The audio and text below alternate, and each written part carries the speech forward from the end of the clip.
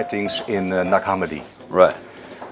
One of them is the hypostasis of the archons, and in that hypostasis they say their leader is blind, and he says, I'm God and no one else but me is God. Can you comment on this? So we have archons and we have their power. Well, what I find absolutely fascinating about the Nag Hammadi writings by this Gnostic group, this Gnostic perception system, which manifested itself in a number of places, is how they say this archontic force, shall we say, manipulates humanity, is precisely what I found before I'd even heard of the Nag Hammadi writings. And secondly, how what they say about these archons and this Lord Archon or demiurge reflects itself, as they say, as the Old Testament God, Yahweh, Jehovah. The correlations are incredibly compelling. You know, they talk about this this force, which is kind of an inverted consciousness that sees itself as the creator of everything when it's actually created nothing, that calls itself the only God, that is spiritually blind. And what does that mean in our terms today? It means it can only reach a certain frequency and does not understand anything beyond it. And to control humanity, which has the capacity and the potential, if we take it, to expand our awareness beyond that limitation, it has to pull human perception into its vibrational field, into its stadium, if you like. And that is what it's done. When you break down the way society works and the way perceptions are programmed from cradle to grave, through education, through media, through peer pressure, through parents who've been through the programming and then pass it on to their children, all these things, you can see that it is a classic perception deception, a perception download, because from perception comes everything. What you perceive, what comes from what you perceive is what you will do, what you won't do, what you will support, what you won't support, what you see as possible, what you see as impossible. Perception is everything. Now, having looked at that in mainstream society, to then go to these Nag Hammadi writings of the Gnostics and see them describing this force in exactly the same terms, this is how it works, through deception, through deceit, and through manipulating perception, it's absolutely extraordinary. And then, of course, when you look at this correlation between what they say this demiurge is and how it works, you're looking at the same descriptions of what the Islamic belief calls the jinn, what Christianity calls demons, and Satan, and classically, you, as the Gnostics said, are looking at the perceptions and the behavior traits of the Old Testament God. Where this people have often asked when they've looked at the Bible, okay, hold on a second. You know this loving God of the New Testament? Yeah. The same God as the Old Testament, right? Well, yeah. Well, did he go through some domestic experience then? Some transformation of his perception? Because it ain't the same. It ain't the same. And what does this Old Testament God say over and over? I am the only God. There is no other God than me, and I'll bring you hell and damnation if you don't worship me. This is what the demiurge figure in the Gnostic writings is saying. I mean, it's quite classically, obviously, the same thing. And the way I've looked at it is how you have this. See, the way I see it, in the end, this demiurge archons. They do take form, and they do what we call possess form, take over people's minds and perception processes, exactly as the Gnostics describe. But the way I see it is in its base form, and the Gnostics basically said that, it's beyond form, it's just energy, it's just awareness. Now, we can be aware in a balanced way. We can have compassion, we can have empathy, we can be peaceful. That's a state of consciousness, it's a state of awareness. But states of awareness manifest across the great spectrum of all possibility of states of awareness. So you can have states of awareness that are an inversion of that. That are, I mean, it's interesting that in the English language, the word evil is the reverse of the word live. Yeah. It's an inversion of life. That's what evil is. I see evil as extreme levels of ignorance. And so what you've got in this demiurge, archontic consciousness is this deeply disturbed, deeply inverted, psychopathic awareness, which is seeking to draw everything into its frequency. So if you look at human behavior, if you want to look at the extremes of the archontic awareness in the human world, it's what we call psychopaths. Yeah. Psychopaths have no empathy, they have no compassion, and because they now have no empathy, no ability to put themselves in the feelings of those who suffer the results of their actions, they have no emotional consequence for what they do. Then apply that archontic state of being, that psychopathic state of being, and then you apply it to the people that run the world. Yeah. You apply it to the people that decide they're going to pepper bomb cities of civilians in Libya, that they're going to manipulate proxy armies to create devastation in Syria. They're going to invade Iraq knowing that they're making an excuse that's a monumental lie. You can only do that if you have no compassion, no empathy, and then you apply that state of being to the Gnostic writings, and the demiurge archontic state of being, and the state of being of these bloodlines that dictate human society, because we let them, are mirrors of each other.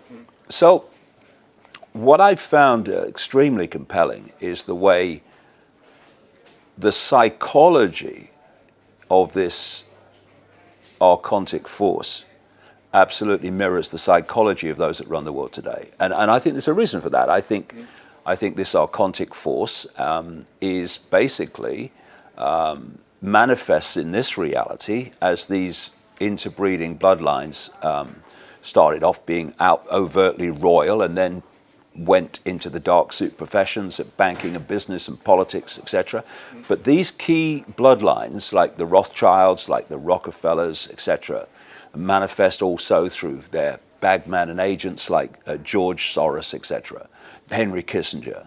These are expressions in human form of this mentality, and you know, therefore, if we are going to withdraw ourselves from its manipulation, we have to withdraw ourselves from its state of being, thus its frequency band.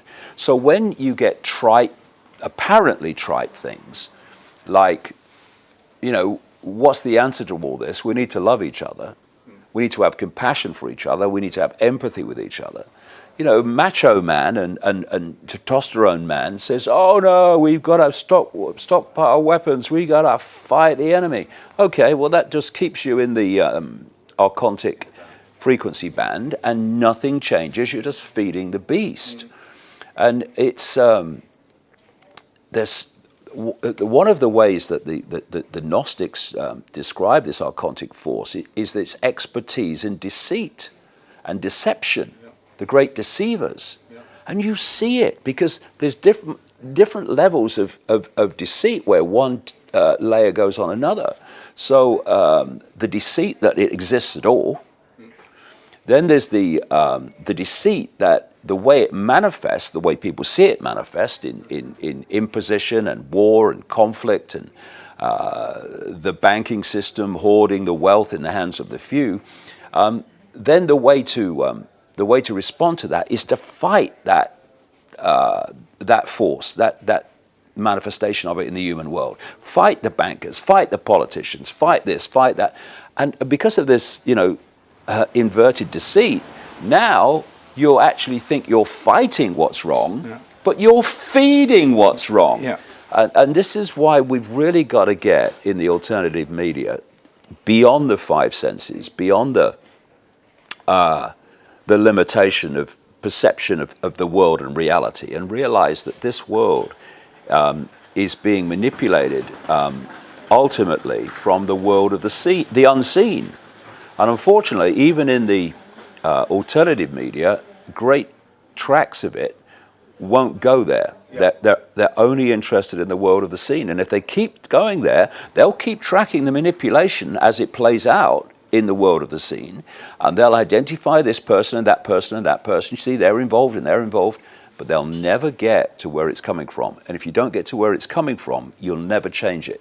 Why would they want to oppress us as human beings?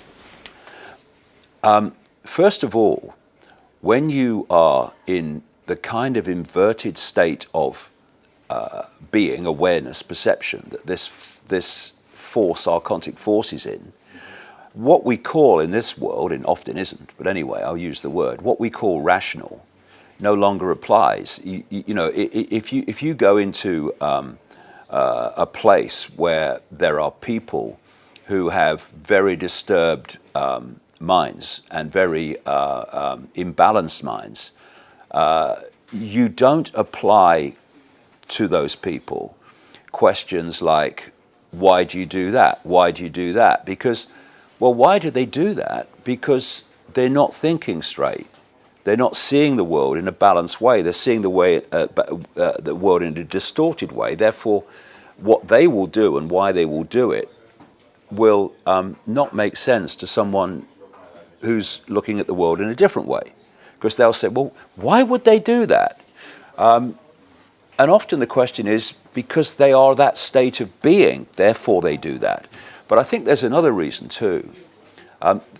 The way I symbolize this force, and I say symbolize, I think it's pretty, in my view, it's just my view, it's pretty close to literal.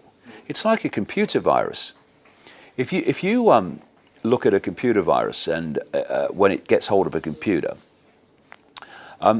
you take the computer to be a balanced mental state, because it's made to respond to input in certain ways, okay? And then this computer virus gets hold. And what does it do? It takes over the operating system. What does the computer then do? It starts malfunctioning. It starts to do things that it wouldn't normally do. We're talking here about how this archontic force infiltrates human perception and human minds in the five sense body-mind level of reality, and distorts the perceptions. It's very, very similar to this computer analogy that I'm talking about. But also, a computer virus, because of its distortion, because of the nature of what it is, has no energy source. It doesn't have a power source. Its power source comes from that which it infiltrates. Its power source is the computer system it's feeding off. And as I've researched this over the years, and I've talked to people in the what we call the modern world, and shaman and others from the ancient cultures, there is this common theme about this force, because the Gnostics call it archon, but there are many and endless other names in different cultures describing the same force. But people have taken them to be different names and different gods, when actually they're describing the same force. And one of the common themes is that this force feeds off human emotion, low vibrational human emotion. The key center of that is fear. And it's my view after all these years, that this archontic virus, computer virus, whatever you want to describe it, is fear. Yeah. That's what it is. But are we kept in fear? Yes. Why? For two main reasons, lots of other reasons.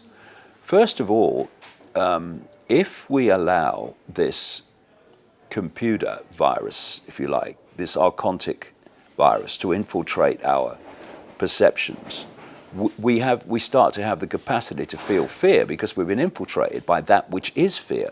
Yeah. And if you are of a certain frequency, and everything is in this reality, you can only attach to that which is within your frequency band. So this force cannot attach and feed off the frequency band that we call love or empathy or compassion. It feeds off that which is an expression of itself. So if you can first of all start to infiltrate people's perceptions and emotions and get them to start generating the energy of that emotion, fear and all its sub-frequencies like anxiety and depression and resentment and what have you, you have pulled your target into your frequency band, and two, it's now producing energy on the frequency band you can absorb. Yeah. And so when in the first Matrix movie, Morpheus held up the battery and said the machines have turned us into one of these, it very, very accurately symbolizes what the situation is. And only a few weeks ago, someone sent me a piece of writing by Rudolf Steiner, who died in 1925. Yeah. He was an esoteric thinker. Of course, he started the Steiner School. It was a different way of education. And someone had translated it. I think it was from the German. I was knocked back because he said that there was a force in the hidden that fed off human, basically what I would call low vibrational human emotion. And the more we get pulled into the material world, i.e. the lower frequency, the more it feeds off us. Is this also the reason why we have this rotten financial system? Yeah, because the financial system has basically been created as a web to hold people in a low vibrational state, because they are always their lives are focused on surviving, just getting enough to survive. And a state of being in survival mode is a low vibrational state, quite clearly. And of course, when you have a financial system which dictates whether you eat, whether you don't eat, whether you have shelter, whether you don't have shelter, whether you have the latest car or whether you don't, then if you can create a financial system where the vast, great majority of that comes to you and the crumbs go to the rest of the population, you're in a position of tremendous power because you're dictating something that is at the foundation of freedom, and that's choice. You're dictating choices. How many people, if you ask them, what would you really like to do? And they say, well, I'd really like to do this. I don't want to do what I'm doing now. I'm doing it to pay the rent. This is what I'd really like to do. And the next question, well, why aren't you doing it? Almost invariably, I don't have the money. So this is a straitjacket of human potential, a straitjacket of human choice. And it also does another thing. It sets out what you get paid for and how much you get paid for doing it. Thus, it is dictating what work people do. You know, you want to survive? Well, you do this. Do you like your job? How many people like their job? Not many. Oh, no. Get up every morning, mate, and I'm going, oh, no, another day. What is that? It's a low vibrational state feeding the beast. So it's all, everything is interconnected to everything else. It's a gigantic web of deceit. But when you do that, you see the web. You don't see this strand and that strand. You see the web. And it's very simple what's happening. It's so simple. But in the way it plays out, it appears to be complex, but it's really simple. And when you're in the middle of it, you don't see it. Yeah, because you don't, because you're in it and of it. No. I have one last question. Of all the institutes and people we have behind the scenes, who and which are the most dangerous in your opinion? Right. Don't start me. We could have days here now. What I've done in my latest book, Phantom Self, is there's a chapter called Transphantomism. In English, it's called Transphantomism, and I do a chunk of it in these world events because what this force has done, and interestingly, the Gnostic writings in their terms indicate that this archontic force is in what we would call artificial, in a way, artificial intelligence. And what's happened up to this point is that humanity has been, its attention has been focused and disconnected from an influence of its expanded awareness beyond the program, beyond this frequency band of control, by manipulating people's perceptions to pull people into the five senses. So that's how they filter everything. You know, even in the alternative media, the vast overwhelming majority of it, and good luck to it, it's great what it's doing, but the overwhelming vast majority of it is still a five-sense phenomenon.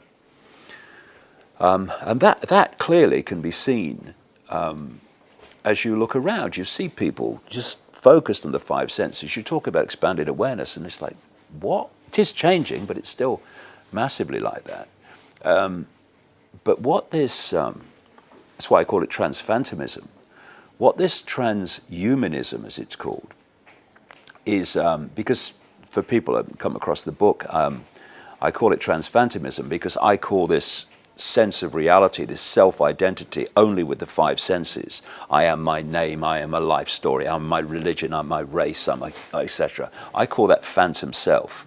That's not who we are, I suggest. That is who we are, awareness, is experiencing.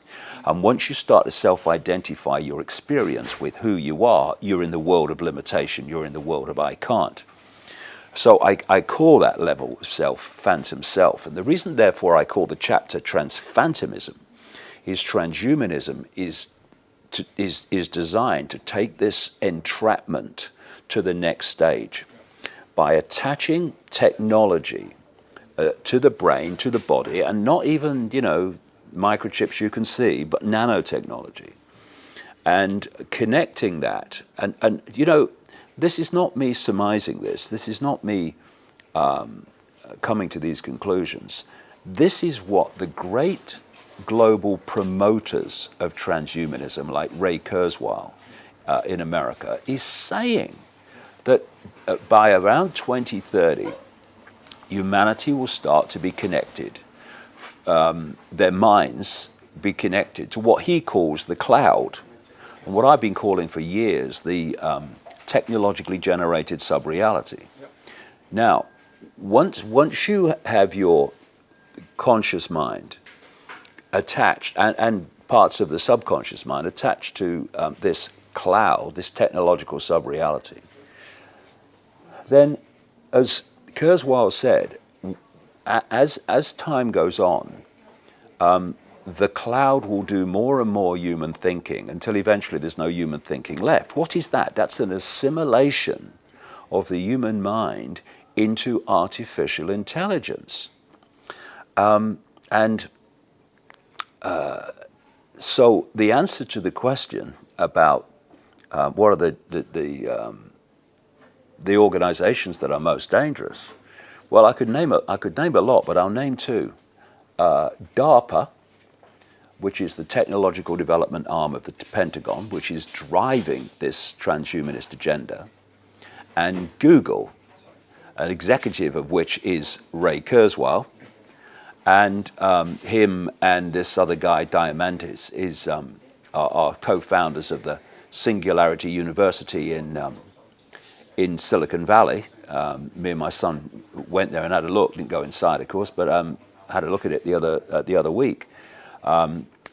Silicon Valley is the location where this transhumanist agenda is being driven from as well, and you've got Google working alongside DARPA, and that duo, and you throw Facebook in there as well, is a very, very dangerous. It's a monster.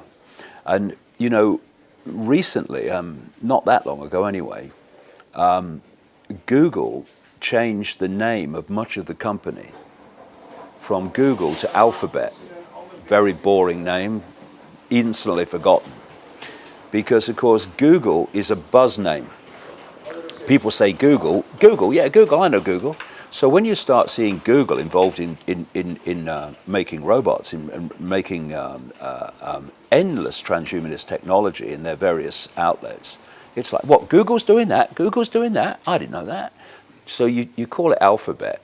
Alphabet, the vast majority of people in the world, almost everybody, will never associate Alphabet with Google. And to give you a personification of this connection, in some years ago, DARPA had a director called Regina Duggan. She directed this Pentagon arm. She then had this, on the face of it, extraordinary career move, and she became an executive of Google, doing the same thing. This summer, she moved from Google and went to Facebook. And what Facebook, Google, DARPA, IBM, et cetera, are doing is putting up satellites to bathe the entirety of the world in Wi-Fi. This is the cloud that Kurzweil was talking about. And a few weeks ago, there was a rocket at Cape Canaveral exploded. One of these SpaceX rockets, the SpaceX operation of this Elon Musk guy, this billionaire technological investor. Well, what that rocket was about to do was to take a Facebook satellite up to bathe the entirety of Africa in Wi-Fi. This is all this thing being, because if you want to connect the entirety of humanity to this cloud, the cloud's got to encompass the world. So if you look at the process, it's a very clear process of getting people addicted to technology that they hold, then going the next stage, getting technology on their body. This is the Google Glass, the Apple Watch, the Bluetooth, etc. And then going, and they're already going there to the next stage, which they call implantables. But even that is a bit of a diversion, as I get into in the books, because the real connection that Kurzweil was talking about is nanotechnology. And that's coming from the sky, I would suggest, in chemtrails.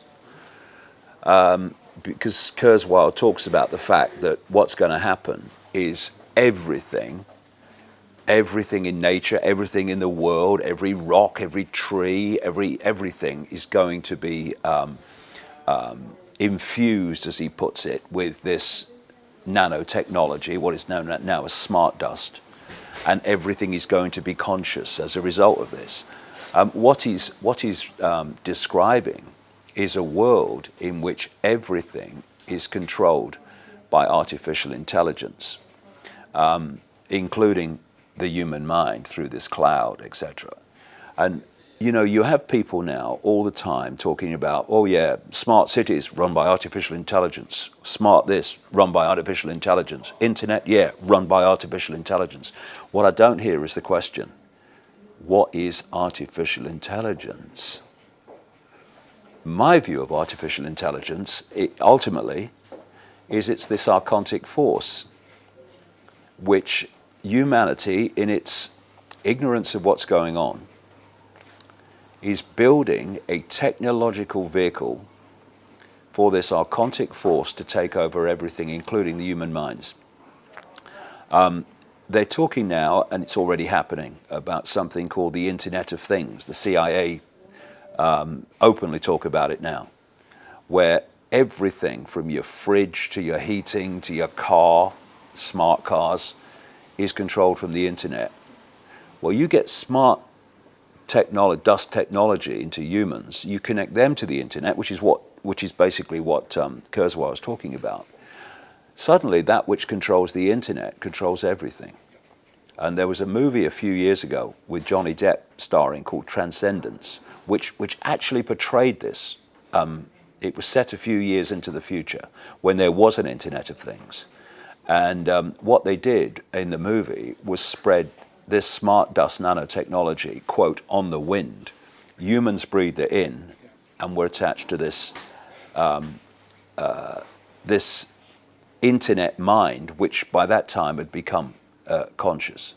And so, you know, it's this transhumanist agenda which is the most dangerous, because if we're talking about perceptions and the manipulation of perception, then if you are firewalled off from expanded awareness by having your brain body connected to artificial intelligence,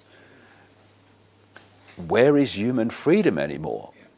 There's not even the freedom to think, because you're having something else think for you. And for me, what we've just described here is the most important information urgently that people need to understand, so we don't get pulled into this by just thinking it's random inventions, and that somehow, as Kurzweil and his mates are trying to sell, that getting attached to technology will make us superhuman. It won't. It will make us subhuman, and that's the idea.